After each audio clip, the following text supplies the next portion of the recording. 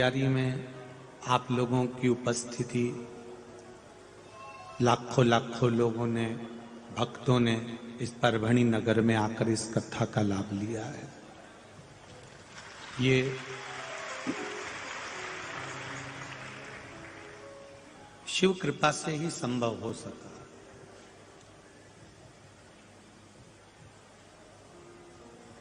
आपकी या हमारी कोई सामर्थ्यता नहीं है कि हम शिव महापुराण की कथा को बाज दें और आप शिव पुराण की कथा को सुन लें।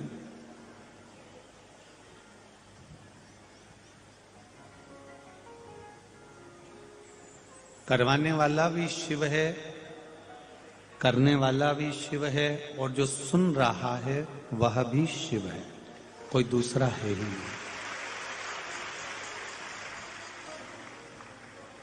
आदरणीय सांसद महोदय संजय हरिभाऊ जी जाधव जी को मैं धन्यवाद देना चाहूंगा। आपकी मित्र मंडली, आपके कार्यकर्ताओं की टीम इतनी प्रबल है जिन्होंने 8 दिन में ये इतिहास रच कर रख दिया।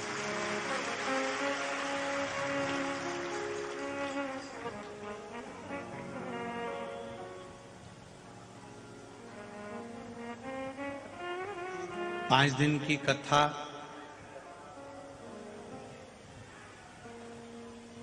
और सालों की तैयारी रहती है, वर्षों की तैयारी रहती है, तब जाकर कोई कार्यक्रम हो पाता है।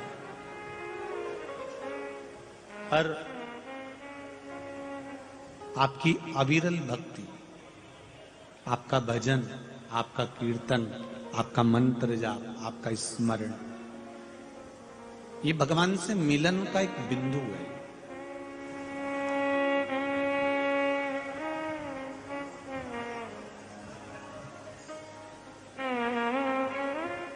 जिस दिन हम संसार के भरोसे ना रहकर भोलेनाथ के भरोसे पर रहना प्रारंभ कर देंगे, उस दिन हमारे घर को, परिवार को, कुटुंब को और हमको चलाने वाला कोई दूसरा नहीं रहेगा, मेरा शंभू ही रहेगा।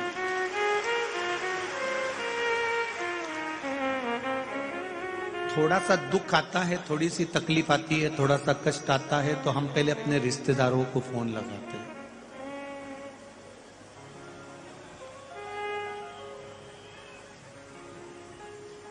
थोड़ी सी तकलीफ आई, थोड़ा सा दुख आया, तो हमने अपने रिश्तेदारों को फोन लगाया, हमने अपनों को फोन लगाया, अपने परिवार वालों को फोन लगाया, सबसे जाकर कहा। तब भी वो अगर काम नहीं होता, तब आखिरी में हम फिर ना जाने कहां कहां चले जाते हैं, कहीं तंत्र में, कहीं मंत्र में, कहीं विद्या में, कहीं जादू में, कहीं टोने में, कहीं कहीं कहीं कहीं।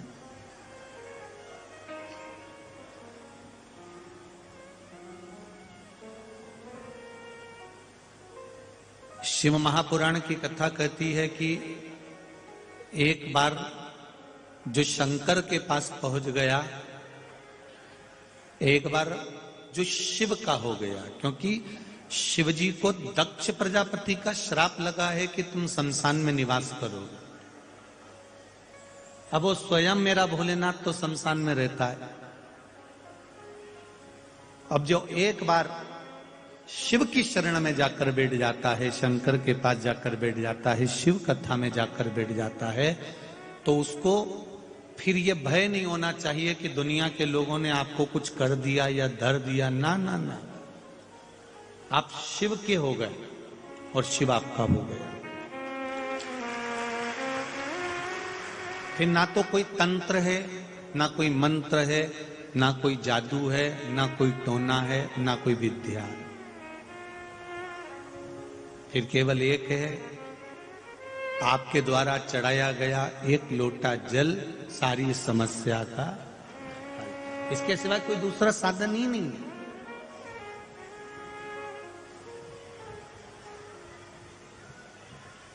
आपका भजन, आपका कीर्तन, आपका मंत्र जाप,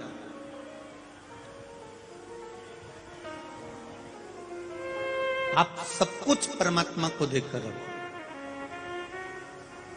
आप दूसरे के भरोसे पर जी रहे हो, आज भी आज भी तुम भोलेनाथ के भरोसे पर नहीं जी रहे, कोई दूसरा तुमको चला रहा। अब आप कहोगे गुरुजी हमको कोई दूसरा चला ही नहीं सकता, हम तो अपने आप में जी रहे हैं। अगर आप अपने आप में जीते होते तो किसी ने कुछ बोला, अपशब्द कहा, तो तुम्हें बुरा लगा कि नहीं लगा? बोलो तो जम के लगेगा ना बुरा। मतलब उसने कुछ कहा तो तुम्हें बुरा लगा, मतलब वो तुमको चला रहा। उसने अच्छा बोला, तुमको अच्छा लगा, मतलब वो तुमको चला रहा है। तुम्हारे मन को उसने काबू में कर कर रखा। जब किसी की बात का बुरा ना लगे, कोई तारीफ भी करे तो भी अच्छा ना लगे, बस ये लगे कि मैं पृथ्वी पर आया हूं और मेरा परिवार, मेरा घर, मैं खुद मेरे महादेव का दिया हुआ हूं, तो मेरा महादेव ही अच्छा और बुरा कर सकता है।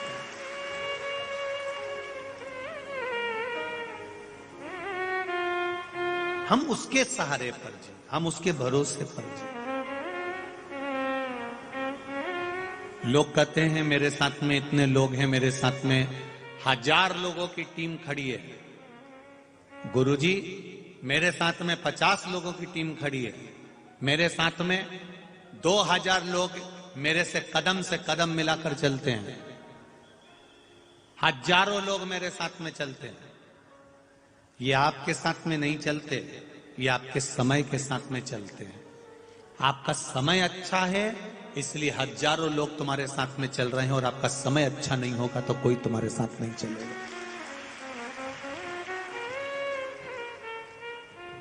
ये कहना भूल जाओ कि मेरे साथ 1000 लोग चल रहे हैं, 10,000 लोग चल रहे हैं, 50,000 लोग चल रहे हैं, 25,000 लोग चल रहे हैं, ये आपके साथ नहीं चलती, ये आपके समय के साथ चलती। समय जिसका ठीक है उसके साथ दुनिया चलेगी, और जिसका समय बिगड़ गया उसके साथ कोई नहीं चलेगा। समय नहीं बिगड़ना चाहिए। इसीलिए पहले दिन की कथा में कहा था, एक होता है वक्ता और एक होता है वक्त। वक्ता व्यासपीठ पर बैठकर तुम्हें समझा देता है, अगर तुम समझ गए, सुधर गए तो अच्छी बात है। वक्ता से अगर सुधर जाओगे तो फिर वक्त तुम्हें नहीं सुधारेगा, अगर वक्त सुधारेगा तो तुम्हें धाई धाई रुलाकर सुधारेगा। इसलिए वक्ता से सुधर जाओगे तो जिंदगी सार्थक हो सकती। और दुनिया का सबसे श्रेष्ठ वक्ता,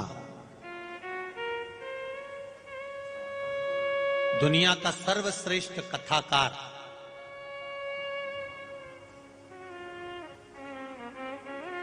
दुनिया का सबसे अच्छा कथा वाचने वाला, दुनिया का सर्वश्रेष्ठ कथाकार, दुनिया का सर्वश्रेष्ठ वक्ता, पूरे विश्व का, ब्रह्मांड का,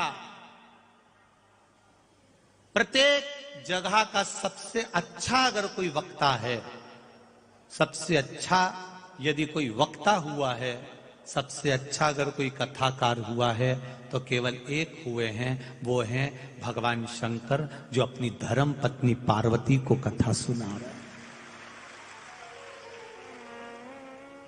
कथा किसको सुना रहे हैं?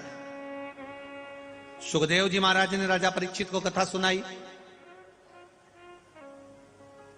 सनकादि ऋषियों ने देव ऋषि नारद को कथा सुनाई, काकभुसुंडी जी और गरुण जी का संवाद हुआ। सारे संवाद हमारे सामने हैं। 88,000 ऋषियों का संवाद हमारे सामने है, सूत जी का संवाद हमारे सामने है। इतने सारे वक्ता तुमने देखे होंगे, इतने सारे कथाकार हमारे शास्त्रों को उठाकर देखिए। सूत जी महाराज का चरित्र आएगा, 88,000 ऋषियों का चरित्र आएगा, सुखदेव जी महाराज का चरित्र आएगा, राजा परीक्षित का चरित्र आएगा, काकभुसुंडी जी का चरित्र आएगा, गरुण जी का चरित्र आएगा। आप जितनों को उठाकर देखेंगे, सबको उठाकर देखिए, पर कोई कथाकार ऐसा मिल जाए जो अपनी धर्म पत्नी को अकेले में बैठकर कथा सुना रहा हो, ऐसा वक्ता दुनिया में नहीं मिल सकता। वो केवल एक देव अधिदेव महादेव है, वो केवल एक शिव हैं, भगवान शंकर। क्योंकि दुनिया के वक्ता दुनिया को सुधारने का काम करते हैं, और मेरा महादेव अपने आप को और अपने परिवार को सुधारने का काम करते हैं। मेरा महादेव, मेरे शिव अपने आप को सुधारने का कार्य करते हैं कि मैं पार्वती को सुधार दूंगा, मैं पार्वती को ज्ञान दे दूंगा। पार्वती को अगर ज्ञान मिल गया, पार्वती अगर सुधर गई, तो इसके गर्भ से जो संतान होगी वो सुधरी हुई होगी। क्योंकि हम सुधरेंगे, जम के बोलो जरा, युग सुधरेगा। हम बदलेंगे, युग बदलेगा। आज का इंसान दूसरे को बदलने में लगा हुआ है। आज का इंसान अपने पड़ोसी को बदलने में लगा हुआ है। आज का इंसान अपने माता पिता को बदलने में लगा हुआ है। आज का इंसान अपनी पत्नी को बदलने में लगा हुआ है। पत्नी पति को बदलने में लगी है, भाई भाई को बदलने में लगा है, प्रत्येक व्यक्ति दूसरे को बदलने में लगा है। पर ऐसा वक्ता दुनिया में नहीं हुआ जो सबसे पहले अपनी पत्नी को सुधार रहा है, अपनी धर्म पत्नी को ज्ञान दे रहा है, अपनी पत्नी को कथा सुना रहा है। क्यों? क्योंकि पत्नी अगर कथा सुनेगी तो गर्भ में जो बच्चा होगा वो कथा को सुनेगा, तो वो ज्ञानी होगा। उसकी जो संतान होगी वो ज्ञानी होगी, उसकी जो संतान होगी वो ज्ञानी होगी। और तुम अंदाजा लगा कर देखिए, भगवान विष्णु के कितने बच्चे हुए, ब्रह्मा जी के कितने बच्चे हुए, इंद्र के कितने बच्चे हुए, जल देव के कितने बच्चे हुए, वरुण देव के कितने बच्चे हुए, गरुण देव के कितने बच्चे हुए, उसका अंदाजा नहीं होगा। पर आज भी अगर किसी के बच्चों को याद किया जाता है तो वो देवाधिदेव महादेव के बच्चों को याद किया जाता है। इनके पुत्र हैं सदानंद कार्तिकेय, इनके पुत्र हैं श्री गणेश जी महाराज। और केवल गणेश जी को याद नहीं करते, गणेश जी के भी पुत्रों को याद किया जाता है, लाभ और क्षेम को, शुभ और लाभ को। क्योंकि जो ज्ञान दिया है गर्भ का, जो पार्वती जी को ज्ञान दिया गया, वो कोई साधारण नहीं हो सकता।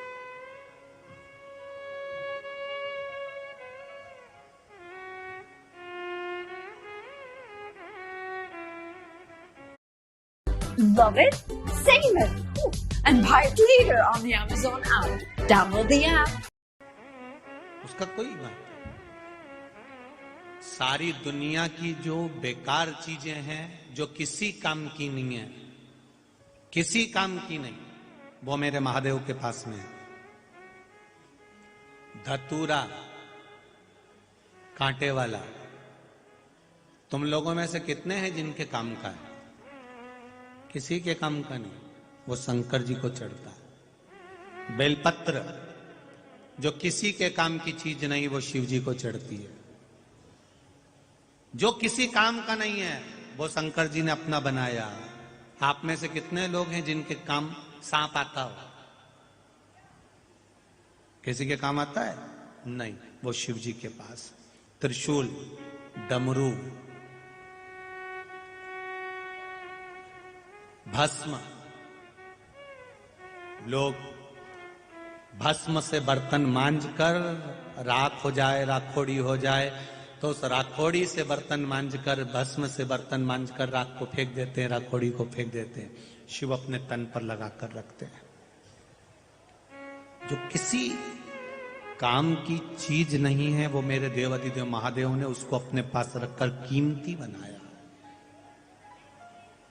मेरे भगवान भोलेनाथ ने जो किसी काम की चीज नहीं होती उसको कीमत वाला मेरे महादेव ने बनाया।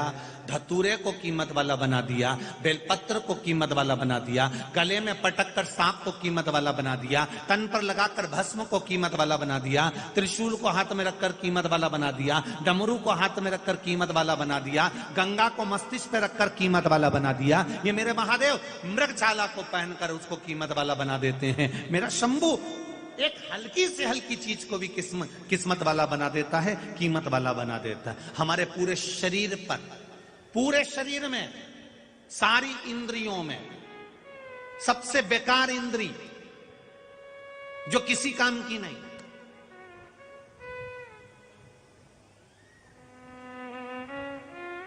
जो चली भी जाए तो उसकी जगह दूसरी इंद्री काम कर सकती है, वो एक ही इंद्री है जो किसी काम की नहीं है, हमारी नासिका। इतनी गंदी है ये नासिका, इतनी गंदी है, इतनी गंदी है, फिर भी लोग बात बात में जब बात निकलती है तो किसी इंद्री को लोग याद नहीं करते, किसी इंद्री को याद नहीं करते, एक ही इंद्री को याद करते हैं, मेरी नाक रख लेना। क्या बोलते हैं? जम के बोलो जरा, मेरी नाक रख लेना। जो इंद्री किसी काम की नहीं है, जो गंदी पड़ी है, बेकार है, और लोग बात बात में कह देते हैं मेरी नाक रख लेना, फिर कहते हैं मेरी नाक मत काट देना साहब। अब मतलब ये इस नाक को, इस नाक ने भी परमात्मा के पास जाकर विनय जब करी, सारी इंद्रियों ने निवेदन करा कि हाथ में ये देवता बैठेंगे, जंघा पर ये देवता बैठेंगे, नाभि पर ये देवता बैठेंगे, वक्षस्थल पर ये देवता बैठेंगे। आप अगर शास्त्र को पढ़ेंगे तो आपको मालूम पड़ेगा कौन कौन से अंग में कौन कौन से देवता बैठे हुए हैं। इन अंग में ये देवता बैठेंगे, केवल नासिका अकेली रह गई, इस पे कोई देवता बैठने को तैयार नहीं था। इस नासिका पर कोई देवता बैठने को तैयार नहीं है। तब भोलेनाथ जी ने कहा तू चिंता मत कर, मैं दुनिया में तेरे को इतना कीमत वाला बना दूंगा कि बात बात में किसी अंग को लोग याद नहीं रखेंगे, पर तुझे याद रखेंगे। बस मेरा महादेव, मेरा भोलेनाथ है ही ऐसा, मेरा शंभु, मेरा शंकर, मेरा त्रिकालदर्शी, मेरा कैलाशी, मेरा भूतेश्वर, मेरा गोपेश्वर, मेरा चकलेश्वर है ही ऐसा। वो यही विचार करता है जो किसी काम का नहीं। हम आपसे भी कहेंगे, लाखों की संख्या में आप लोग कथा सुनने के लिए आए हो, 300 एकड़ में पार्किंग बनाई गई। कितनी एकड़ में?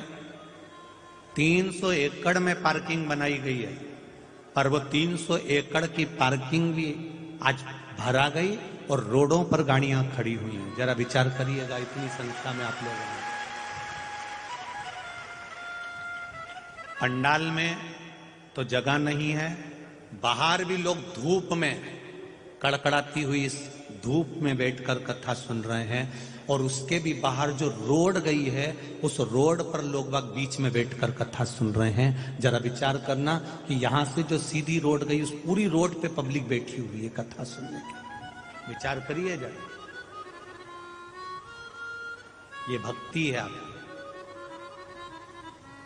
सियोर वाले महाराज ने आपको कुछ नहीं दिया, पर ये भक्ति, विश्वास, दृढ़ता जो आप रखकर आए हो, 3 घंटा बैठकर जो कथा सुन रहे हो कड़कती हुई धूप में, जगह मिली तो ठीक, नहीं मिली तो ठीक, ऐसी कड़क धूप में भी बैठकर, रोड पर बैठकर, होटलों पर बैठकर, जहां जगह मिल रही है गाड़ियों पर बैठकर कथा सुन रहे हो, तुम्हारी ये भक्ति खाली नहीं जाएगी। मेरे बाबा के दरबार से जाओगे तो झोली भरी लेकर जाओगे, ये निश्चित है।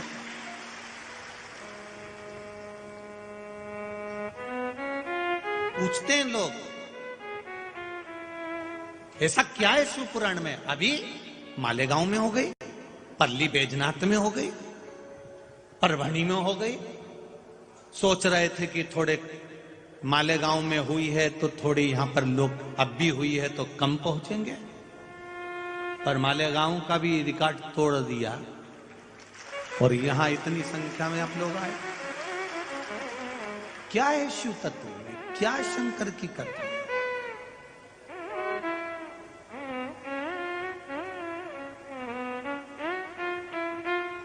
ये केवल एक भक्ति है, केवल भक्ति।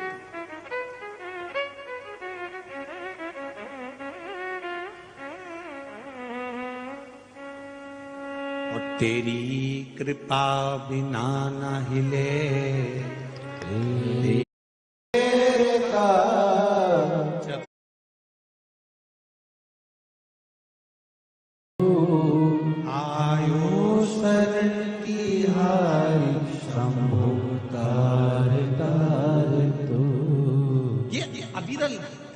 विश्वास, दृढ़ता। आप दूसरे के भरोसे पर मत जियो।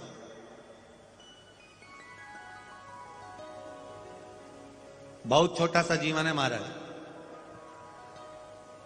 ए परवणी की जी जियो और परवणी के जी जाऊं, बहुत छोटा सा जीवन।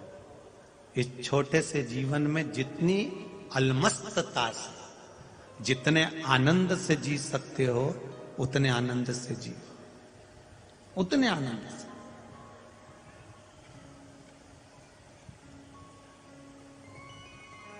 प्रसन्नता में खुश रहकर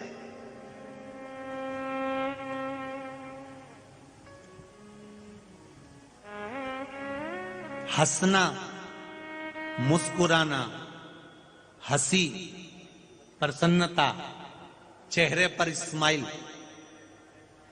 परमात्मा ने केवल मनुष्य को दी है, बाकी के किसी को नहीं दी। 84 लाख योनियों में से एक एक योनि को उठाकर देख लेना, तुमने कभी माथे के जुएं को हंसते हुए देखा है? अरे बोलो तो जम के नहीं। मछली को, कुत्ता को मुस्कुराते देखा है? सूअर को, हाथी को हंसते हुए देखा है? नहीं। किसी जानवर को, किसी पशु पक्षी को हंसी नहीं दी भगवान ने, किसी को नहीं दी, केवल एक मनुष्य को दी है, मानव। पार्वती जी ने शिव जी से पूछा था ये प्रश्न कि आपने ये मनुष्य को स्माइल, प्रसन्नता, मुस्कुराहट, हंसी क्यों दी है? किस लिए दिए? शंकर भगवान ने कहा ये मुस्कुराहट, ये हंसी, ये स्माइल उसको इसलिए दी है कि ये भी एक इबादत है, ये भी एक प्रार्थना है, ये भी एक भक्ति है। दुनिया का कितना बड़ा भी दुख आ जाए, कितना भी गम आ जाए, कितनी भी तकलीफ आ जाए, और तुम्हारे चेहरे पर अगर मुस्कुराहट है, स्माइल है, हंसी है, तो वो दुख अपने आप कट जाए। ये स्माइल दिए परमात्मा।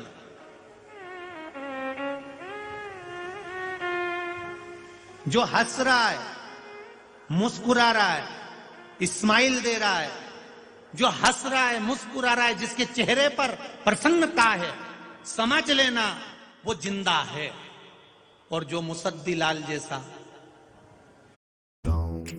When life plays dirty, Water Wipes. Pure, clean, healthy skin.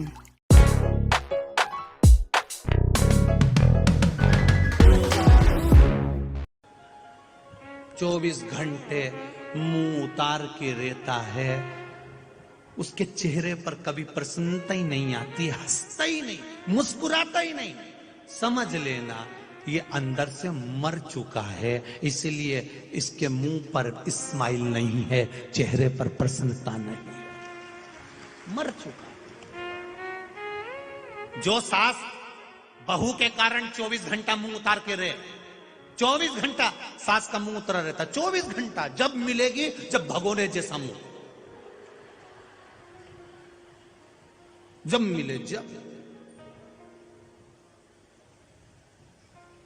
समझ जाना।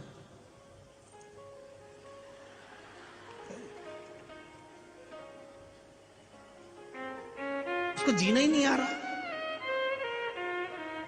जो बहू 24 घंटा मुंह भगोने जैसा रखे, जरा जरा सी बात में बस उसके मन का काम नहीं हुआ, मुंह फूल गया, मन का काम नहीं हुआ, मुंह फूल गया, मन का काम नहीं हुआ, मुंह फूल गया।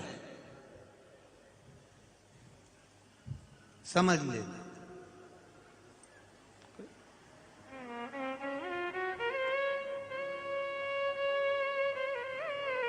अब जो चले ही गया उसको तुम प्रसन्न करने का विचार करते हो। कई बहुएं लगी रहती हैं अपनी सास को खुश करने के लिए, मैं मम्मी मम्मी सॉरी, क्षमा, चाय ला दूं। अब सास को प्रसन्न कर रही, वो तो पहले ही निपट गई। अगर निपटी नहीं होती तो प्रसन्न रहती, उसको ये अंदाजा रहता कि मेरी जिंदगी कितनी बड़ी है, 10 साल 20 साल 50 साल जीऊंगी, उसके बाद तो सत्ता इसी की आएगी। और हो सकता है शरीर में कोई रोग आ गया और इसके मैं अधीन हो गई तो। इसलिए आज से ही मेरे घर में मेरी बेटी आई है, बहू आई है, इसको इतनी प्रसन्नता दूंगी, खुश रखूंगी और खुश रहूंगी, जिससे मेरा बुढ़ापे में ये मुझसे नफरत नहीं करे, मुझसे प्रेम करे। ये मुझसे प्रेम करे, ये मुझसे नफरत ना करे। सास बहू से प्रेम करे, बहू सास से प्रेम करे। बहुत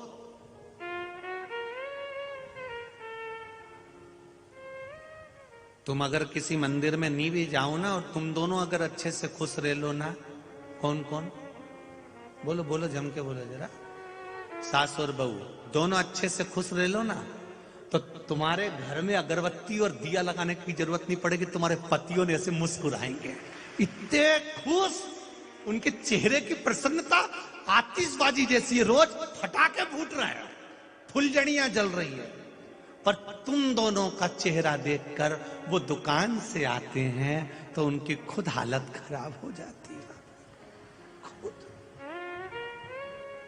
प्रसन्नता।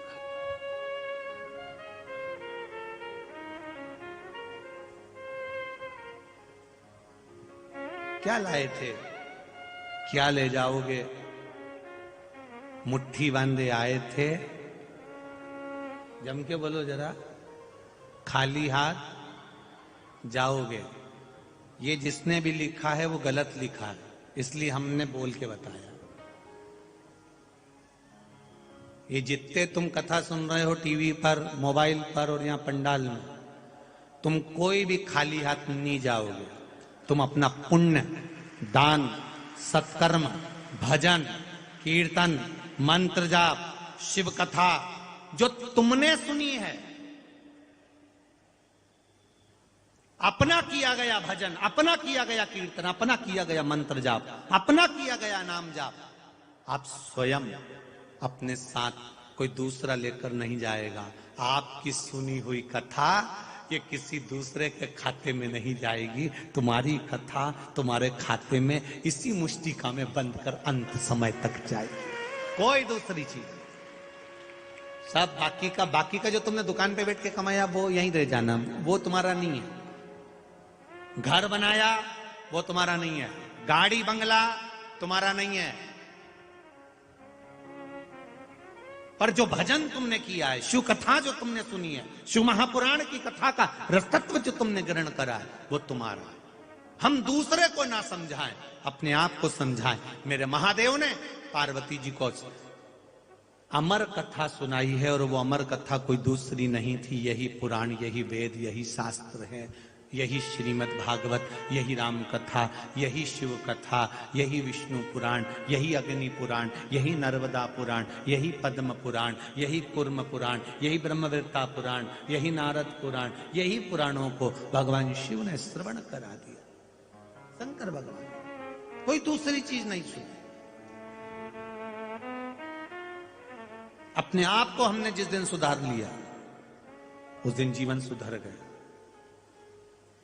विश्वास रखकर, दृढ़ी बनकर हम अपने कर्म को करते रहे, उस दिन हम आगे निकल गए। कितना सुंदर एक संवाद है। एक नगर में, एक क्षेत्र में पानी की कमी पड़ गई, अकाल पड़ गया।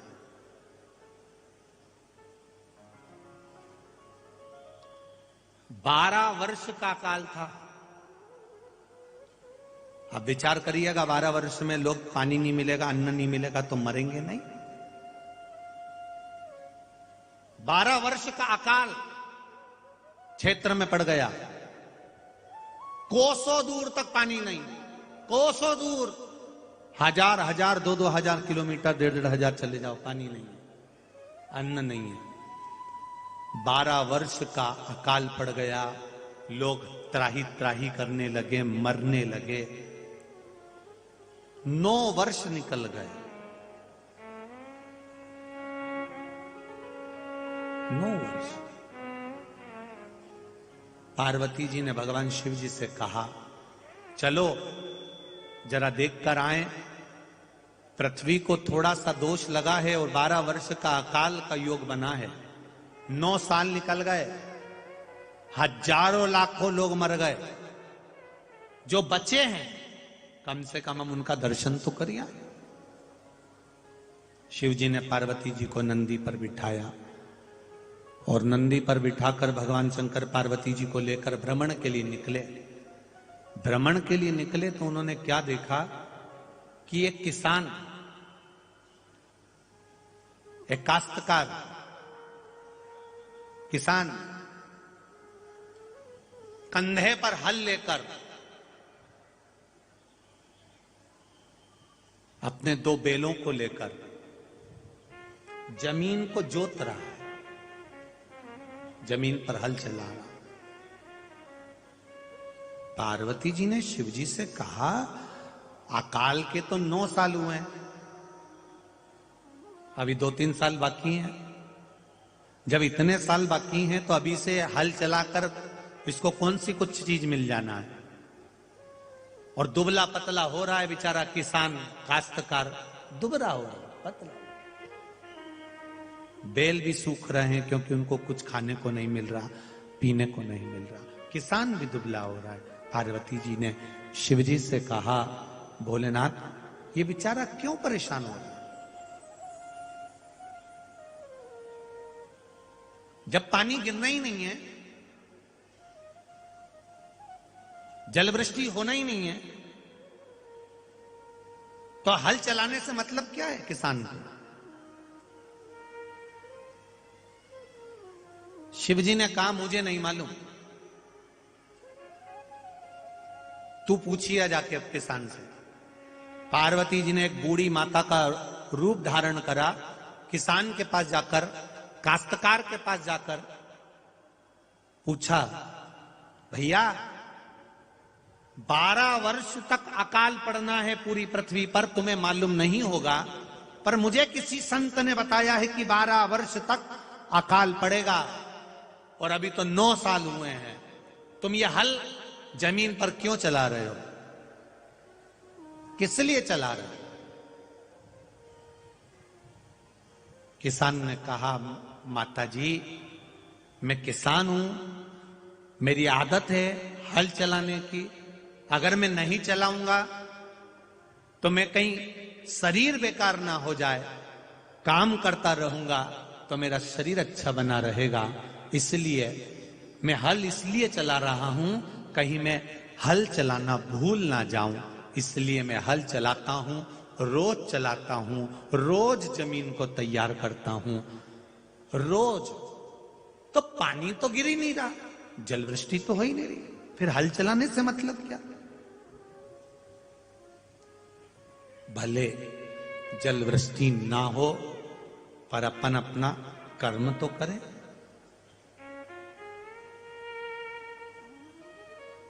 कर्म तो करें। कई लोग कहते हैं हमारा ये काम तो हुआ ही नहीं, मैं पशुपति व्रत अब नहीं करूंगी। क्यों नहीं करना? कर्म तो करो, कर्म करो। बैंक के लॉकर में 2 चाबियां होती हैं, एक मैनेजर लगाता है, एक तुम लगाते हो। जिसने bank Honor 200 series, the best portrait phone AI empowered.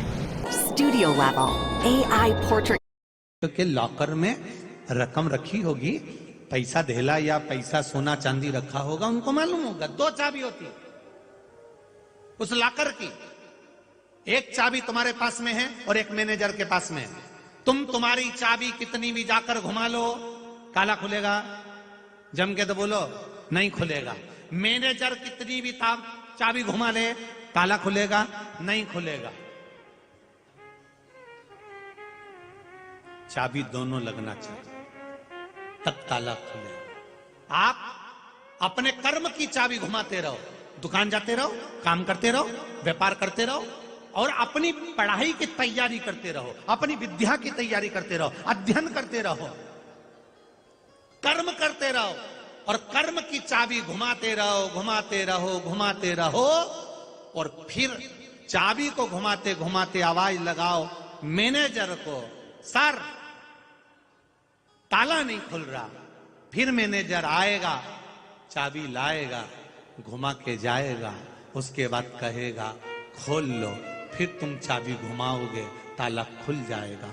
कर्म की चाबी लगाते लगाते लगाते लगाते उस सर को याद कर लो, महादेव को याद कर लो, वो भी एक चाबी लगाकर जाएगा और तुम्हारे भाग्य का ताला खोल जाएगा। ये दो चाबियां होती हैं, दो चाबी के बिना बैंक का लॉकर नहीं खुलता।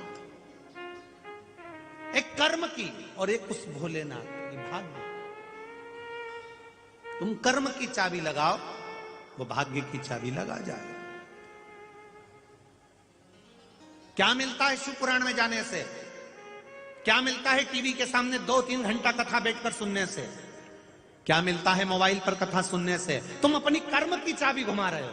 तुम अपना कर्म कर रहे हो, मैं कथा सुनने जाऊंगी, मैं भगवान के दरवाजे पर जाऊंगी, मैं 2 कदम चलकर परमात्मा के द्वार जाऊंगी, मैं अपने गांव से गाड़ी में बैठकर शिव महापुराण की कथा सुनने के लिए जाऊंगी, मैं अगर शंकर की कथा तक जाऊंगी तो ये मेरा विश्वास करता है कि वो महादेव भी कैलाश से मेरे दरवाजे पर आएगा।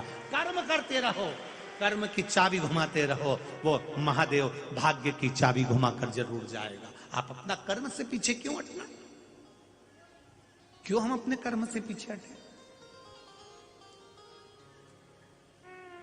करिए कर्म।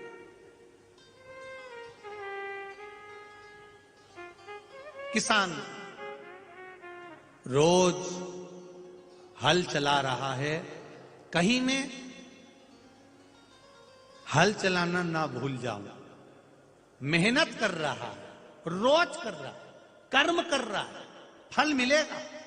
पार्वती जी ने सुना, देवादिदेव महादेव के पास पहुंच गई। शिव जी ने पूछा, पूछिए ही, हाउ क्या बता रहा है?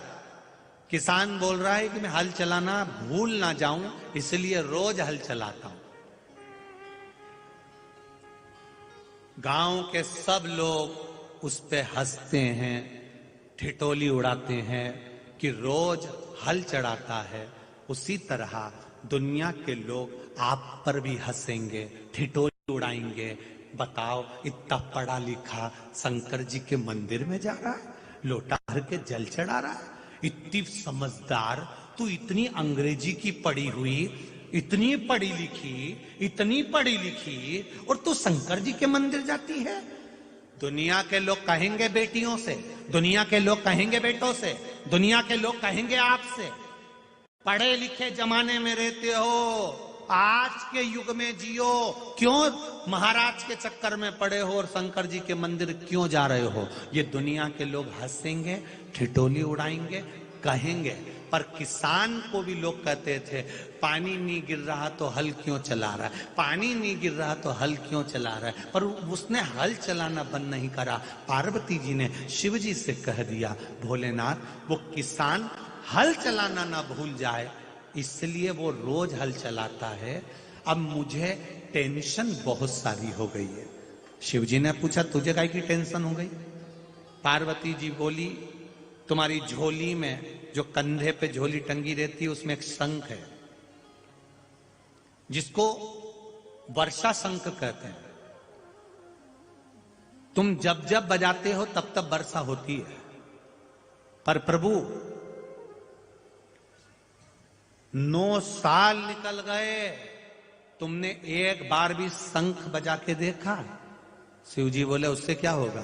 पार्वती जी बोली, किसान हल इसलिए चला रहा है कि हल चलाना ना भूल जाए। मुझे तो लगता है कि तुम भी शंख बजाना भूल गए। शिव जी ने पार्वती से कहा, ऐसा नहीं हो सकता कि मैं शंख बजाना भूल जाऊं, ये कभी नहीं हो सकता। पार्वती जी बोली, मैं तुम्हारी बात मान ही नहीं सकती, मैं नहीं मान सकती कि तुम शंख बजाना नहीं भूले। शिव जी बोले, पार्वती तू मुझे हल्का फुल्का समझती है क्या? मैं शंख बजाना कभी नहीं भूल सकता।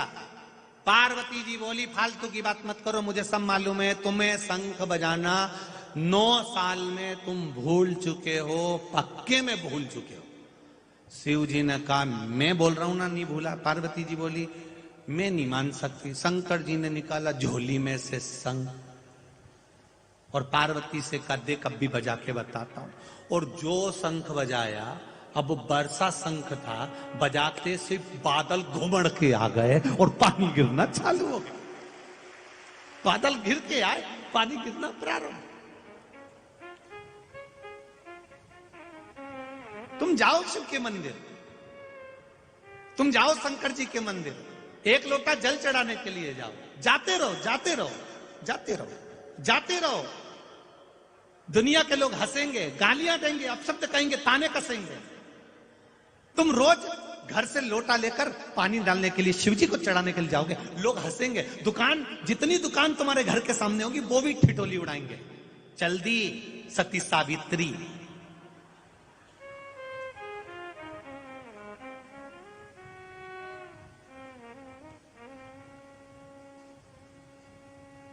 तुकाराम जी को लोगों ने अपशब्द कहा, एकनाथ जी को लोगों ने अपशब्द कहा, ज्ञानेश्वर जी को लोगों ने अपशब्द कहा, नामदेव जी को लोगों ने अपशब्द कहा, जनाबाई को लोगों ने अपशब्द कहा, मुक्ताबाई को लोगों ने अपशब्द कहा, मीराबाई को कहा, कर्माबाई को कहा।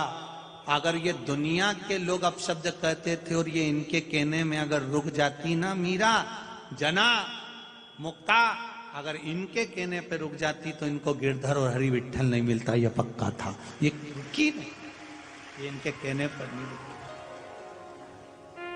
चलती रही, जाती रही। तुमसे कोई कहे शिव मंदिर क्यों जा रहे हो, तुमसे कोई कहे शंकर जी के मंदिर जाने से क्या मिलता है,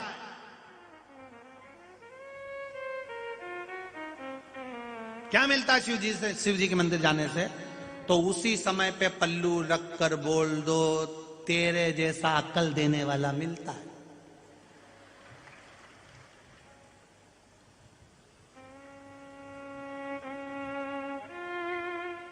लोग होटल जाते हैं तो कभी तुमने पूछा उससे कि होटल जाने से क्या मिलता है? मॉल में लोग घूमते हैं तो कभी पूछो उससे मॉल में जाने से क्या मिलता है? फिल्म देखने जाएं तो उनसे पूछो थिएटर में जाने से क्या मिलता है, फिल्म देखने से क्या मिलता है।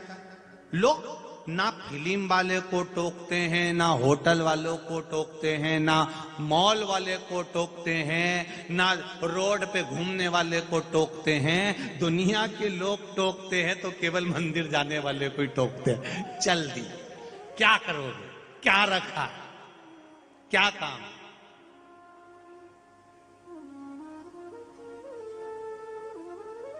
एक छोरा, एक लड़की सिर पे तिलक लगा के चली जाए तो इसकी बेस्ट फ्रेंड 25 बार पूछेगी, पूजन में से आ रही हो, आज तुम्हारे यहां पूजन थी क्या, आज तुम्हारे यहां कोई पाठ था क्या? तो वो पूछे क्यों, क्या हो गया, तूने तिलक लगाया है ना। तो इतने में उसको शान से कह देना चाहिए ये मेरे सनातन धर्म की निशानी है, इसलिए लगा कर जा रहे, ये मेरे सनातन धर्म की निशानी है इसलिए माथे पर तिलक लगा कर जा रही हूं। मस्तक पर बिंदी, मुख में हिंदी, ये मेरे भारत की निशानी है। माथे पर बिंदी हो, मुख में हिंदी हो, ये मेरे भारत की निशानी है। पर लोग उसे मिटाते जा रहे, मिटाते जा रहे, मिटाते जा रहे। पहले इतनी बड़ी महाराष्ट्र की जनाबाई मेरी रुक्मणी जी की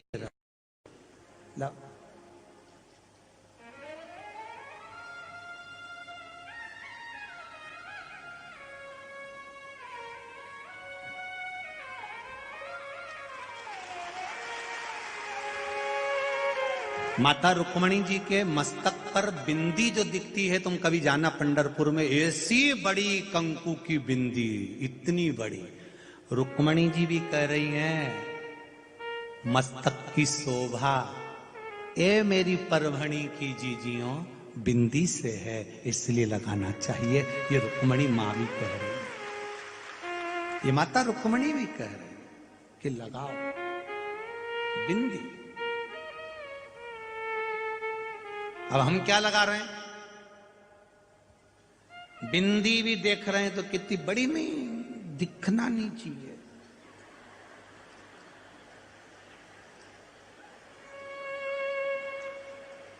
कैमरे वाले भैया आना जरा बाजू में मेरे,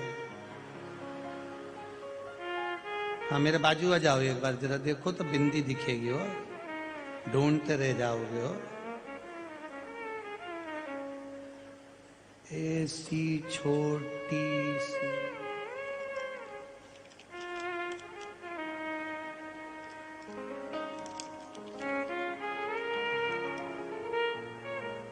दिख गई, दिखी, इतनी छोटी सी है।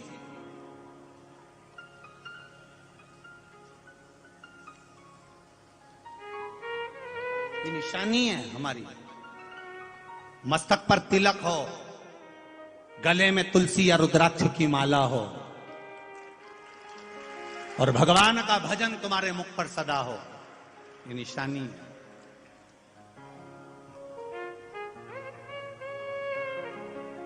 ये निशानी है। पर पता नहीं आप लोगों को कौन ने कह दिया कि ज्यादा बड़ी टिकी नहीं लगाना। कोई ने बोला कुछ था, तुम समझ कुछ गई। सब जब तुम्हारी विदाई मायके से करी थी तो उन्होंने कहा था बेटा ज्यादा बड़ी बात मत करना। इसने गलत सुन लिया, ज्यादा बड़ी टीकी मत लगाना। इसने गलत सुन लिया, वो गड़बड़। अभी ये कोकड़ी में कथा थी तो किसी ने एक प्रश्न कर लिया था, गुरुजी हम नारियों से मांग में सिंदूर रहता है, गले में मंगलसूत्र रहता है, हाथ में चूड़ा रहता है, पांव पैजनिया बिछोड़ी रहती है, नैनों में सुरमा लाली रहती है। इससे हमें समझ में आता है कि हम शादीशुदा हैं। पुरुष, अब तुम काय को हंसी, ना तो ये मंगलसूत्र पहनते हैं, ना ये मांग भरते हैं, ना ये टीकी लगाते हैं, ना बिछुड़ी पहनते हैं। तो पता कैसे चलता है कि ये शादीशुदा है कि नहीं है? तो कोकड़ी में तो इसका जवाब नहीं दिया, पर हम यहां दे देते हैं। अगर शादीशुदा व्यक्ति को पहचानना है तो 10 लोग अगर हंस रहे हो और एक व्यक्ति चुप बैठा हो, समझ जाना इसकी शादी हो गई है। मतलब ये शादीशुदा है। इसके चेहरे से जब स्माइल चली जाए, खत्म हो जाए। जब भी बैठेगा पत्नी मुस्कुराने की बात कर रही, पत्नी हंसी की बात करे, और ये जब हंसे तक नहीं। शादी में पत्नी सबसे खुश होकर बात कर रही, कैसी हो, बढ़िया, खाती जा रही, और ये बेचारा इधर से टाई बांधी, नीचे से जूता कसारा और चुपचाप खाए। समझ लेना शादीशुदा है, पहचान अलग दिख जाएगा, शादी हो जाए। बिखरा शादी के पहले घर की कई बुजुर्ग माताएं कह देती है, मारा छोरा शादी के पहले महारा मुलगा, शादी के पहले माझा मुलगा।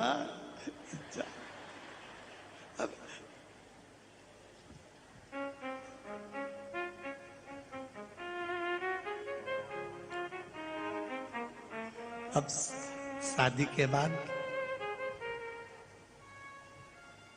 अब कई बोलूं, मुलगा को तो मुलगी हलाल कर लो।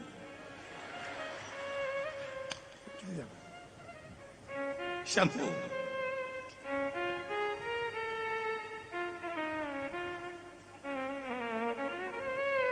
शिव कथा कर रही है।